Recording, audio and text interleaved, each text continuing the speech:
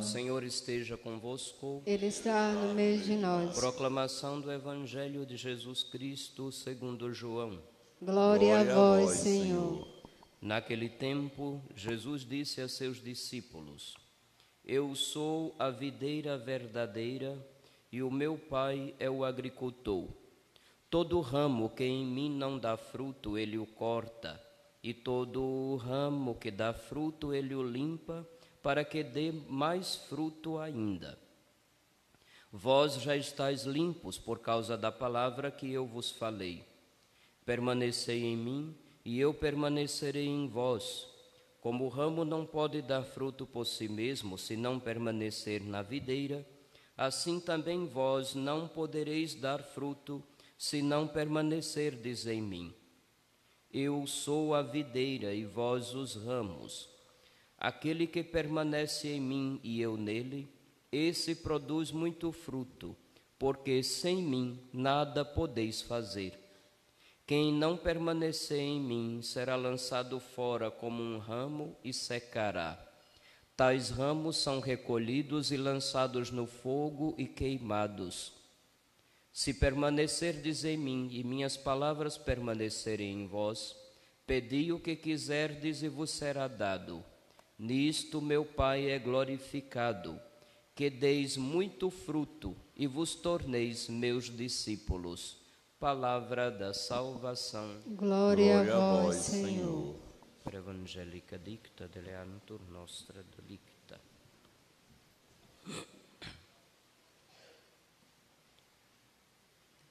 Filhos, dando uma repassada no itinerário dominical deste tempo de Páscoa, ele ressuscitou e nós somos testemunhas.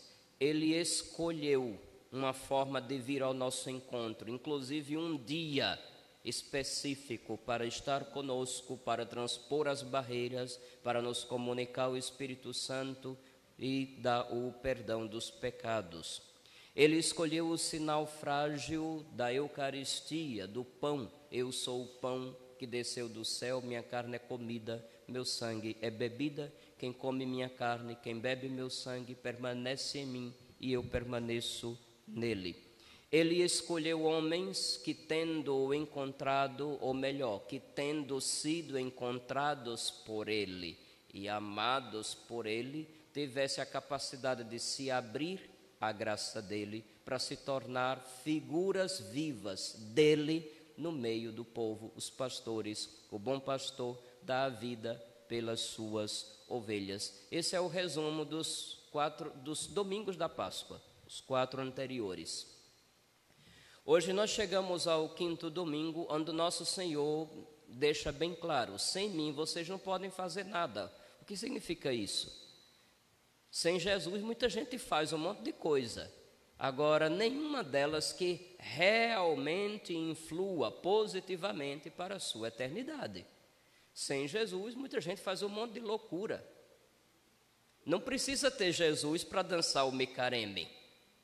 Muita gente faz sem escrúpulo nenhum e faz com uma doação tão grande que chega a defender com unhas e dentes os seus blocos, suas cores, suas divisas. Alguns até esquecem que um dia foram batizados, que fizeram compromissos diante do povo e baixam o nível na sua educação, que a gente fica impressionado. Paciência. Para quem está nos acompanhando de fora de Laranjeiras, desde sexta-feira, Laranjeiras está vivendo um carnaval fora de época. Alguns pontos da cidade se transformam num verdadeiro inferno de tanto barulho. Xingamentos, baixarias. Quem é do azul fica xingando do vermelho. Quem é do amarelo fica dizendo besteira com o azul e com o vermelho. Quem é do vermelho fica pé da vida com quem é do verde e do amarelo. Uma bagaçada. Eu não vou dizer o nome dos blocos aqui, porque senão vão dizer que o padre está fazendo propaganda mais de uns do que de outros, e isso não vai dar certo. Eu não quero ser vítima desse tipo de idiotice. Claro que a gente nunca vai se opor à alegria do povo, à festa. A igreja nunca se opõe à festa, desde que seja uma alegria vivida com sinceridade, e também não faltando com caridade para com o próximo. Paciência, não é sempre assim que as coisas acontecem. Para fazer qualquer coisa que não vá contribuir em nada positivo com a eternidade, cada um pode fazer qualquer besteira, qualquer idiotice, qualquer loucura. Mas, para fazer qualquer coisa que realmente faça a diferença positiva para a eternidade, meu filho, sem mim nada podeis fazer. Esse é o conselho que nosso Senhor deixa para todos aqueles que creem nele, que foram resgatados pelo seu sacrifício redentor. Permaneçam em mim como os ramos estão unidos à videira. A figura da videira, ela não é nova na Sagrada Escritura, tem diversas passagens. A gente vai encontrar no livro de Oséias, de Jeremias, de Ezequiel. Me chama, se eu não me engano, parece que é o capítulo 5 da profecia de Isaías, do profeta Isaías, onde o povo de Israel vai ser comparado com uma videira que Deus cuidou, limpou, fez um lagar, colocou cerca e tudo mais, mas quando foi procurar o fruto não prestava. E é dito lá: vou desfazer o lagar, vou desmontar a cerca, para que os inimigos e os de fora a devastem. A vinha do Senhor é a casa de Israel. É isso que está dito na profecia de Isaías. Se eu não me engano, é no capítulo 5. Se vocês tivessem a Bíblia aqui, poderiam tirar a prova dos 9 agora, para não dizer que o padre está inventando coisa. Pois bem, então a alegoria da vinha é antiga na Sagrada Escritura, e a vinha sempre é comparada com o povo de Deus, com o povo escolhido no Antigo Testamento, o povo de Israel. Na maioria das vezes nesse sentido, Deus prepara, cuida, faz todos os carinhos com o povo, como um vinhateiro cuida da sua vinha. E, no entanto, os frutos que esperava não chegaram. Noutra ocasião, nosso Senhor também vai falar da vinha, na parábola dos vinhateiros homicidas. Estão esquecidos? Um homem plantou uma vinha, construiu um lagar e arrendou a vinhateiros para que desse o fruto no tempo certo. Estão lembrados? Quando foi buscar os frutos, os servos que foram enviados foram maltratados e alguns mortos, até que ele enviou o próprio filho. E os vinhateiros resolveram eliminar o filho para tomar posse de sua herança. O que fará o dono da vinha com esses vinhateiros? Então, em diversas ocasiões, é Israel, o povo de Deus, que é comparado com a vinha. Aqui, nesse Evangelho de São João, nosso Senhor Jesus Cristo diz: eu sou a verdadeira videira. Se antes era um vínculo, digamos assim, na carne, que fazia alguém entrar a fazer parte da vinha do Senhor, porque eram os descendentes de Abraão, ou aqueles que abraçavam a fé e tinham que receber um sinal na carne. Por isso havia o costume da circuncisão.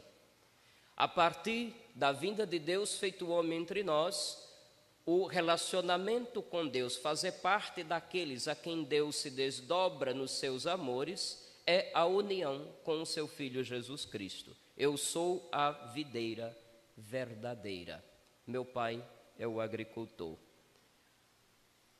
É necessário, portanto, estar unido ao Senhor Jesus Cristo para ser agora da vinha nova de Deus, do povo novo de Deus. Eu sei que às vezes algumas pessoas que são muito preocupadas com o diálogo com os judeus ficam dizendo assim: mas padre, é perigoso dizer que a igreja é o novo Israel, etc, etc. Mas eu vou fazer o quê?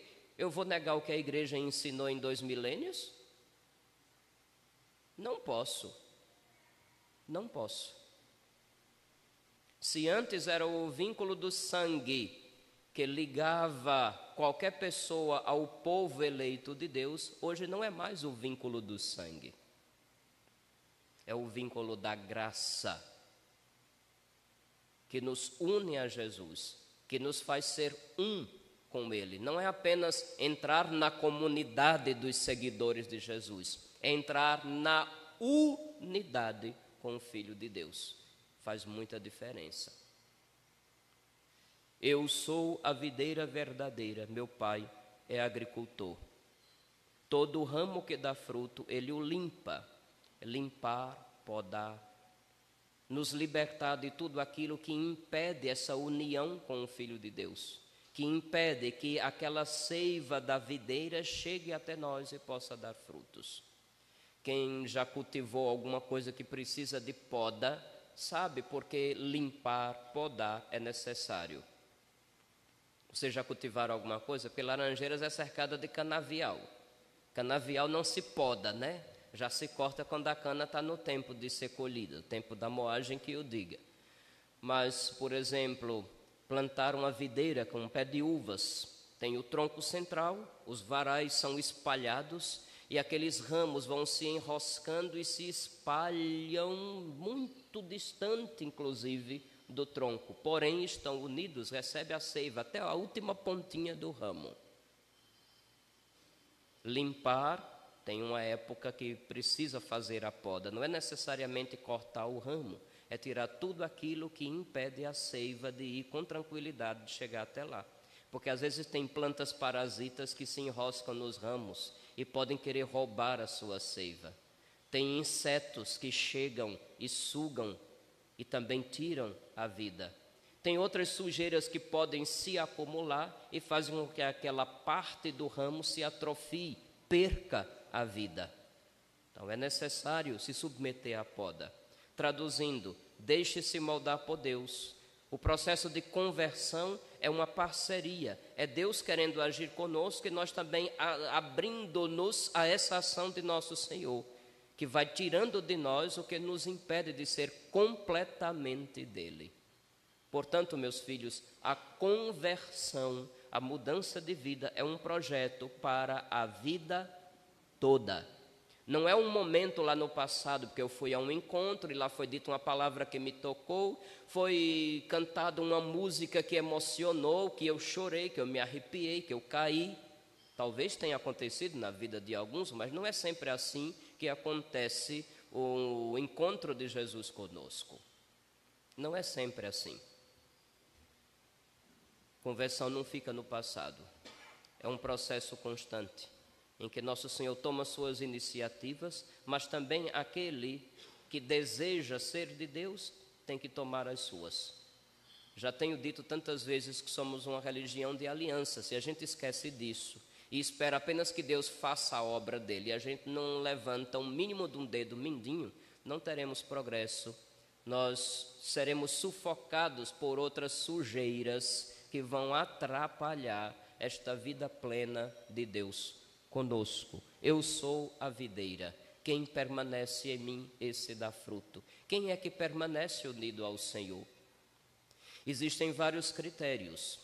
São João, na segunda leitura de hoje, a primeira carta, no capítulo 3, vai dizer: aí está o critério para saber que somos da verdade, para sossegar diante dele o nosso coração. Não amemos só com palavras e de boca, mas com ações e de verdade.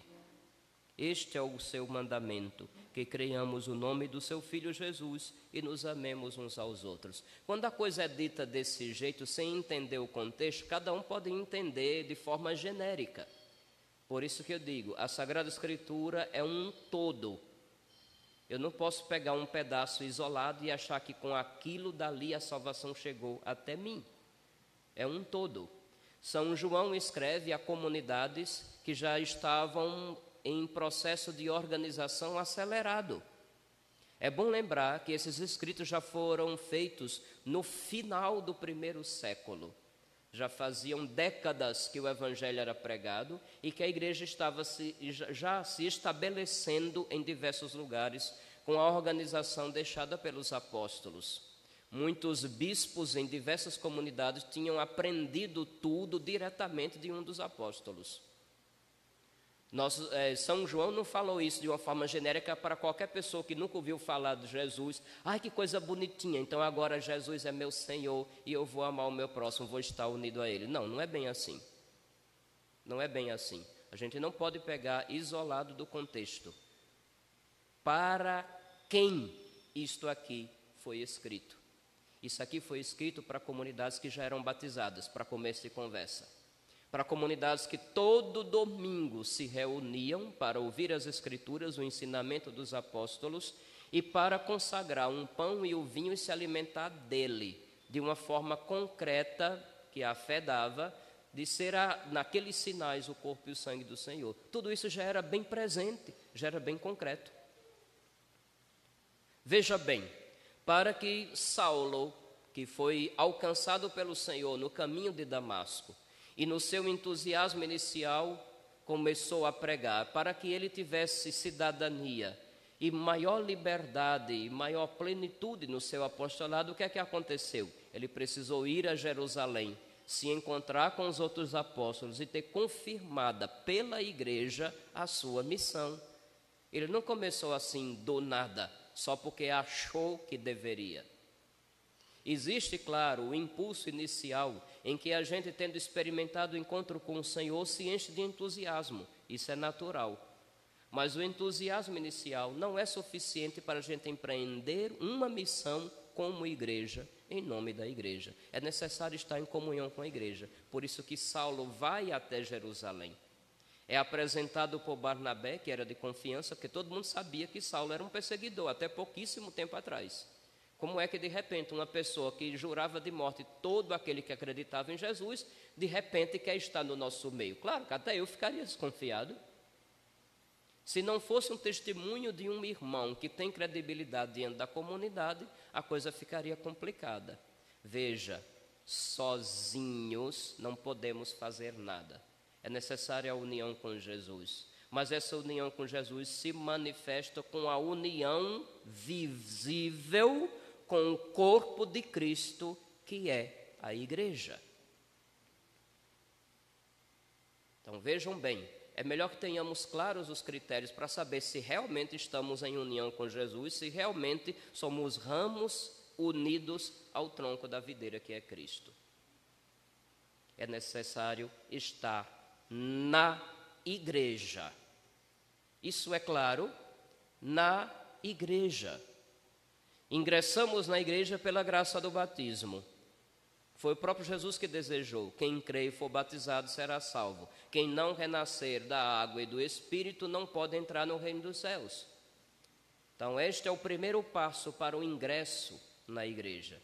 Temos que professar a mesma fé da igreja. Eu sei que hoje em dia tem muita gente, até dentro da igreja, que quer distorcer um pouquinho como nós cremos e como nós vivemos como filhos de Deus. Querendo agradar o mundo, muita gente procura fazer um joguinho de cintura e acaba barganhando, que é, como se dissesse assim, fazer um tipo de negociação para encontrar um denominador comum que todo mundo aceite, sem impor aquelas outras exigências que o próprio nosso Senhor Jesus Cristo tinha posto para quem quisesse segui-lo. Para estar unido a nosso Senhor, como o ramo unido à videira, é necessário estar na igreja, na qual ingressamos por graça de Deus, dada por um sinal que Jesus instituiu, o sacramento do batismo.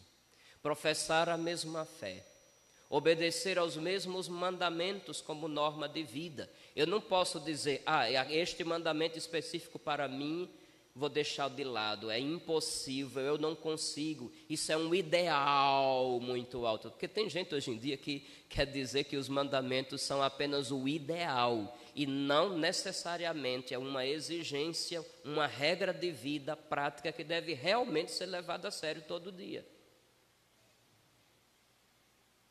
A gente não pode pegar o ensino moral que a igreja tem, com a ajuda do Espírito Santo, se desenvolveu ao longo dos séculos, e começar, mas isso é uma proposta de ideal. Ninguém consegue viver isso. Meus filhos, tome muito cuidado com afirmações absolutas. O que são afirmações absolutas? Quando eu digo ninguém, quando eu digo todo mundo, quando eu digo tudo, quando eu digo todos. Quando eu uso essas expressões, eu estou fazendo afirmações absolutas. Por exemplo, uma pessoa que é sem vergonha e não consegue viver a virtude da castidade, ela sempre vai querer se desculpar dizendo o quê? Ninguém consegue viver isso aqui.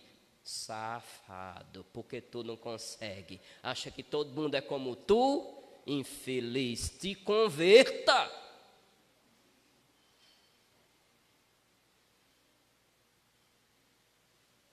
E quando a gente olha na história, tem tanto personagem desse jeito. Vocês já ouviram falar de um tal de Martinho Lutero? Ele tinha suas taras. E como não conseguia se livrar ou se converter delas, ele chegou à conclusão que a natureza humana é irremediavelmente pecadora. Lutero disse isso, colocou por escrito. Não tem nem como alguém dizer que eu estou mentindo.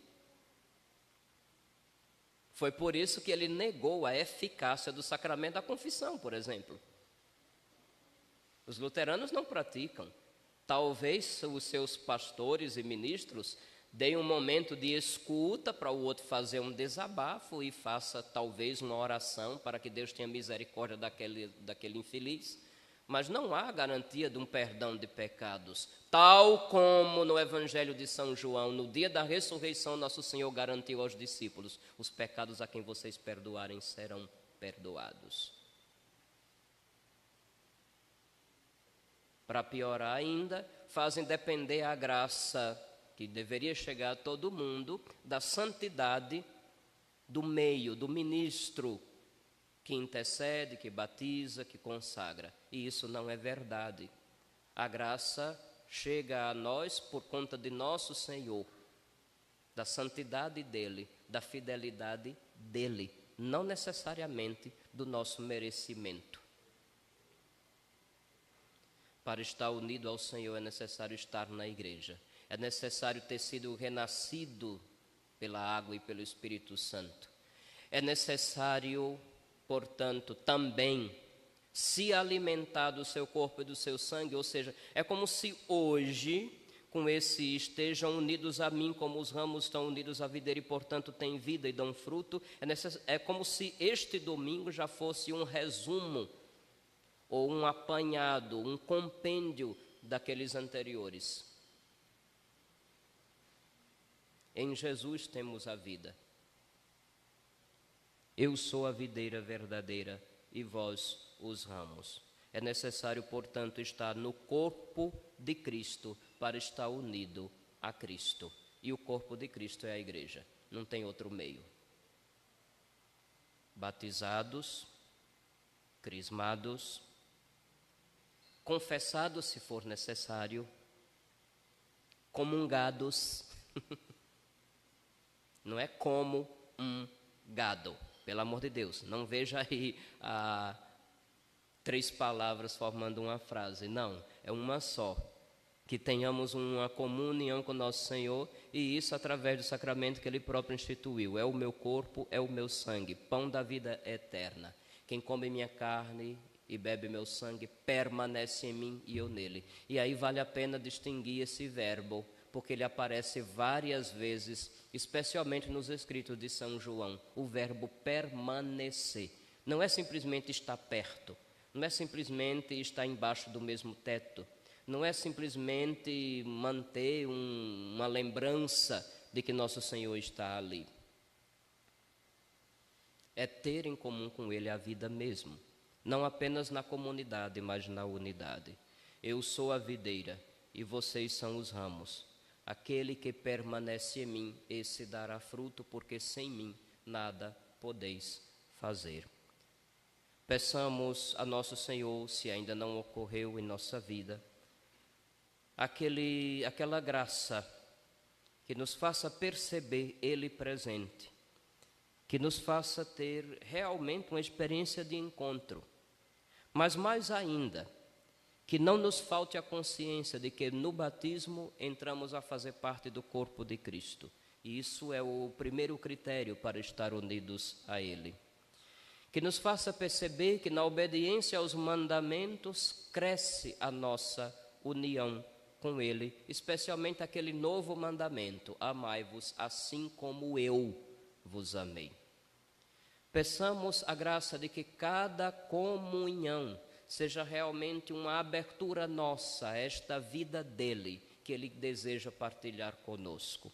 E peçamos que todo o fruto dessas graças maravilhosas que Ele põe à nossa disposição nos leve a ações, como diria São João na sua carta: amemos não somente com palavras e de boca, mas com ações de verdade.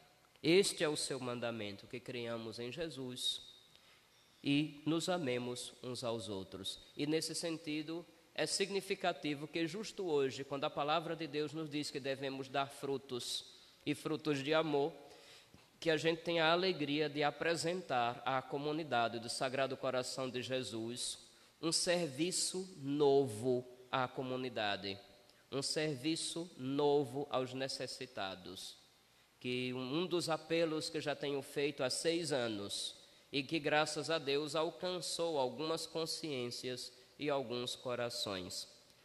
Hoje nós instalamos, abençoamos e enviamos para o serviço a pastoral da pessoa idosa.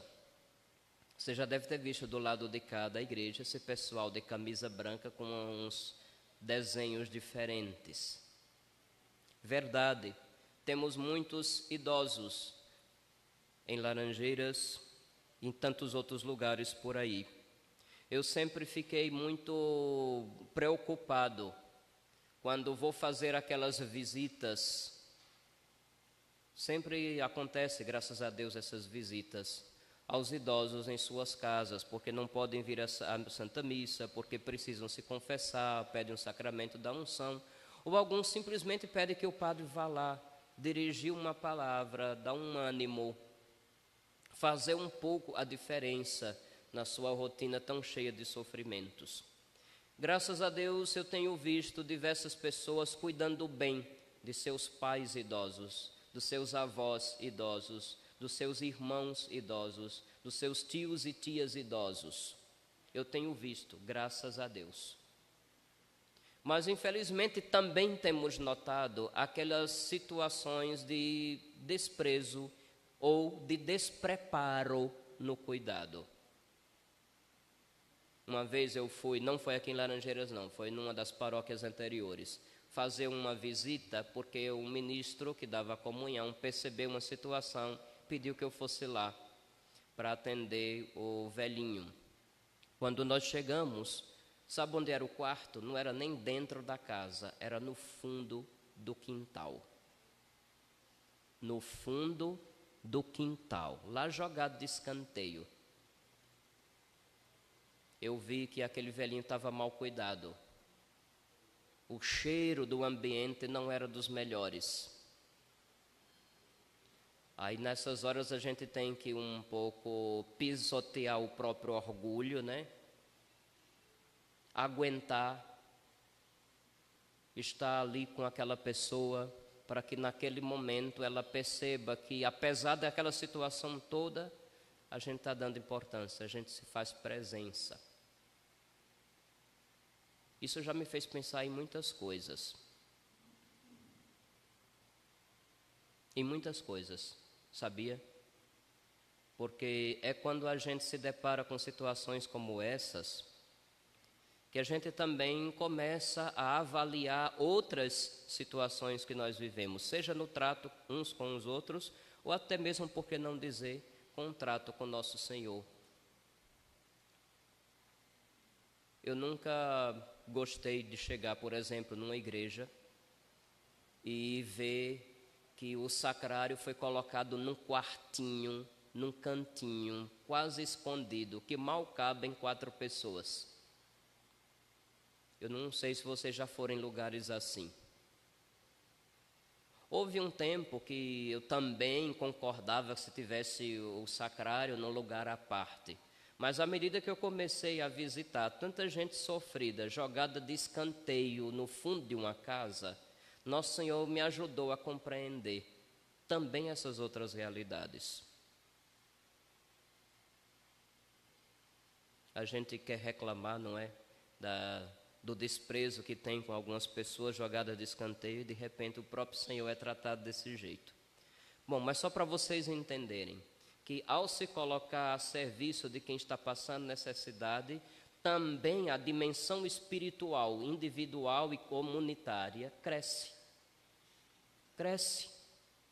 Não é à toa que foi dito na carta de Santiago que a fé sem obras é morta. Não é à toa que São João vai dizer: amemos não só de palavras ou de boca, mas com ações e de verdade.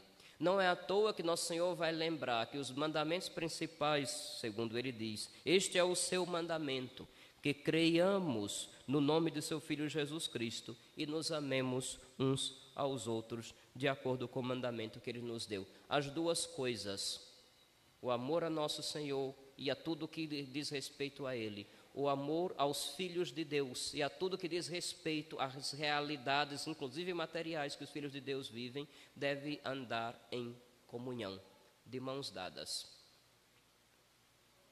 Não podemos ficar numa fé apenas de oração, de louvores, de bateção de palmas, de tocada de violão, e olha que isso está cada dia mais raro, né? Porque as tocadas de instrumentos são reservadas ultimamente só para as coisas de grupo X ou grupo Y. A igreja como um todo é simplesmente escanteada. Isso nos enche de tristeza. Nos enche, porque vocês sabem como é Laranjeiras com relação à cultura musical. Vocês sabem. Quanta gente entende de música, quanta gente toca bem um instrumento, quanta gente tem talentos. E quantos realmente dedicam a Deus e ao povo de Deus esses talentos. Isso é lamentável. É lamentável. É uma das minhas decepções com Laranjeiras. Uma das minhas decepções com Laranjeiras. Fico feliz. É um consolo que vocês comecem para valer esse serviço. Espero que a comunidade apoie vocês. Espero que o incentivo não seja apenas por meio de palavras, mas que haja atitudes concretas. Espero que esse grupo, que para alguns, nossa, que grupo grande, não é grande não. A necessidade que tem é muito maior. O grupo não é grande. Eu me lembro quando eu estava em Maruim, porque na paróquia do Senhor dos Passos em Maruim, a pastoral da pessoa idosa começou no tempo que eu estava lá também. E nós cativamos tanta gente que nós chegamos a ter, entre 2005 e 2007, na paróquia do Senhor dos Passos em Maruim, nós chegamos a ter o maior grupo de agentes de pastoral dos idosos numa paróquia e, ao mesmo tempo, o maior número de idosos acompanhados. Quem é de mais tempo na pastoral deve recordar isso. Se não recorda, procure nas anotações daqueles tempos. Procure Maria José, porque ô mulher que conta história, viu? E ela sabe de muitas. Cadê? Ela não pôde vir hoje, não? Que pena. Mas deve... Ah, sim, está doente. Então, mas deve estar nos assistindo, né? Tomara. Ela sabe, naquele tempo, como foi. Que o grupo que começa, que não é grande, não fique com a ilusão. Nosso grupo é bom, é grande. É bom, sim, mas ainda não é o melhor. O melhor que se fosse 5 vezes mais o que está sendo agora. Isso seria o melhor para as realidades que Laranjeiras tem, para os desafios que nos são lançados em face todo santo dia. Deus os abençoe, Ele os anime. Que essas palavras de Deus no dia de hoje seja bálsamo para o coração de vocês. Encham de luz, encham de força e de disposição. Alguns podem até achar estranho, porque estou olhando para o grupo e já tem muita gente de cabelo branco. Isso deveria ser um tapa na cara de muitos que se acham jovens com vigor. Porque quando existe amor, até as limitações da idade a gente supera. Quando existe amor, até as limitações da inteligência, pode até ter gente que não saiba ler, mas a gente supera.